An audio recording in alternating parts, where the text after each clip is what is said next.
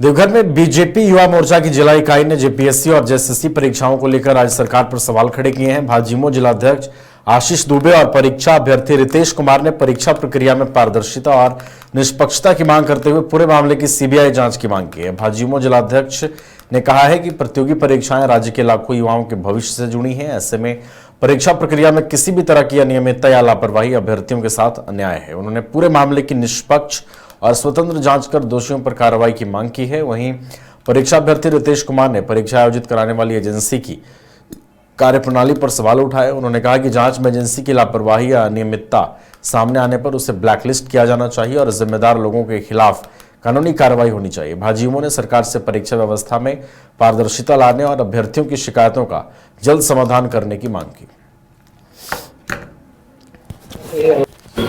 अभी लगातार जो आप लोग सब लोग जान ही रहे हैं और लगातार छात्र जो है आंदोलनरत है। रांची में लगातार वो लोग प्रोटेस्ट कर रहे हैं। कई दिनों से लगातार बारिश हो रहा है, गर्मी भी पड़ रहा है, बीच बीच में बारिश भी लगातार हो रहा है। वो लोग आंदोलनरत है।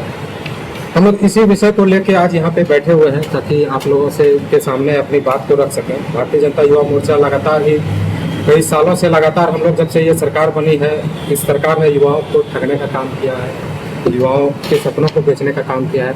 इसके अगेंस्ट में हम लोग लगातार जो है सरकार के खिलाफ जो है आंदोलनरत हैं। चाहे आपका जेपीएससी कार्यालय का घेराव हो, चाहे पुतला दहन का कार्यक्रम हो, इस तरह कई सारा कार्यक्रम हम लोग छात्र हित में लगातार किए जा रहे हैं ताकि छात्र के साथ न्याय हो, झारखंड के छात्रों के साथ न्याय हो सके। आज हमारे साथ जो उपस्थित हैं, आप रितेश जी हैं। आप रितेश जी जेपीएससी के अभ्यर्थी हैं और इस बार प्री क्वालिफाइड हैं। अपने पंकज जी हैं जो कि सीजीएल वगैरह एग्जाम वगैरह इन्होंने दिया था, छात्र हैं। और ये भी कहीं ना कहीं एक तरह से पीड़ित हैं कि इस सरकार की कार्यशैली से कुछ नहीं है कोई भी कि भाई लगातार सरकार ने जो है ठगने का काम कर रहे हैं, लगातार जो है छात्रों को ठगने का काम कर रही है सरकार। इस विषय में हम लोगों ने एक प्रेस कॉन्फ्रेंस करने का प्रदेश की तरफ से हम लोगों को निर्देश मिला था कि भाई युवाओं की बात रखने का हम लोगों को मौका मिले। हम लोग इसी उद्देश्य के साथ आज यहाँ पे बैठे हुए हैं। तो लगभग सारी बातें आप लोगों को पता है, आप लोग सारी चीज़ जान ही रहे हैं। चूँकि आप लोग चौथा स्तंभ है लोकतंत्र के, तो हर चीज़ का नॉलेज आप लोगों को है। फिर भी एक बार रिमाइंड मैं कराना चाहूँगा आप लोगों को जो लगातार छात्रों के साथ जो अन्याय हो रहा है इसके बारे में। जनवरी 2024 में जेएसएससी सीजीएल का जो एग्ज़ाम हुआ था, उसमें 2024 में जो हुआ था उसमें भी पेपर जो है उसका भी आउट हुआ था।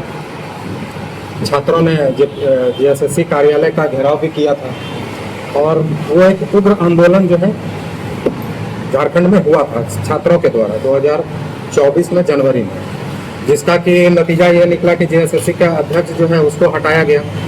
एक जो है कमेटी एसआईटी का गठन किया गया उस टाइम में कि भाई जांच हो। तो एक एसपी जो थे हमारे, उसके नेतृत्व में जो है किया गया। तो उनका प्रेस कॉन्फ्रेंस किया गया उनके द्वारा बताया गया कि भाई इसमें कई सारे बड़े लोगों का हाथ है, इसमें उन्होंने बताया था ऐसा। तो उनके प्रेस कॉन्फ्रेंस के बाद बहुत जल्द जो है उनको जगह से हटा दिया गया क्योंकि वो बड़े लोगों का नाम वो नहीं बता पाए, क्योंकि सरकार के दबाव में आप जानते ही हैं कि सरकार लगातार जैसा काम कर रही है।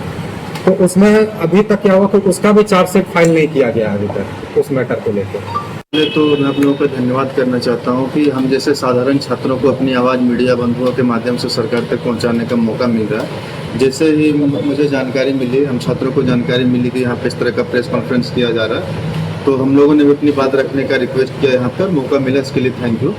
तो सबसे पहले तो मैं ये बताना चाहता हूँ बतौर छात्र कि हम लोग आज से नहीं कई सालों से लगातार मेहनत कर रहे हैं। सबसे पहले बोला गया कि हर साल 5 लाख सरकारी नौकरी देंगे, लेकिन 5 लाख सरकारी नौकरी तो नहीं दिया, और जो दिया वो भी सीटें बेचने का स्पष्ट बाहर निकल रहा है न्यूज़। तो हम लोगों को काफ़ी पीड़ा हो रही है और इसका जो एग्जाम्पल है सर, टू द पॉइंट आपको बता रहे हैं। सबसे पहली बात है जो जेपीएससी जो है एक संवैधानिक संस्था है। संवैधानिक संस्था में इतना अधिक हस्तक्षेप कैसे हो सकता है किसी का कि एक ब्लैकलिस्टेड कंपनी टीडीपीएल को एग्जाम कराने के लिए दे दिया गया, जिस टीडीपीएल को खुद यहीं के जेएसएससी ने ब्लैकलिस्टेड कर दिया कि एग्जाम लेने लायक नहीं है, उसको आप एग्जाम कराने दे दिए हैं डीएसपी बीडीओ सीओ का, जो कि इस राज्य का राज्य निर्माता बनेगा, जो कि इस राज्य को आगे बढ़ाने का काम करेगा। आप वहां के अधिकारियों को चुन रहे हैं भ्रष्ट टीडीपीएल कंपनी के द्वारा। और इस टीडीपीएल कंपनी का जो मैनेजर है अभय तिवारी, घर रहने का मकान भर नहीं, ये खुशियों की तिजोरी है। दरवाजे पर दस्तक देता पड़ोस, खिड़कियों से उमड़ आता आसमां, तारों में उलझी ऐसी ना जाने कितनी दास्तां। कहती हैं चले डायमंड सिटी, एक सफर हम सफर के साथ अपने घर तक। Diamond city, life long bonding, 500 से ज्यादा खुशहाल डायमंड परिवार। जल्दी करें, सिर्फ 200 फ्लैट बाकी। आज ही बुक करें अपना आशियाना।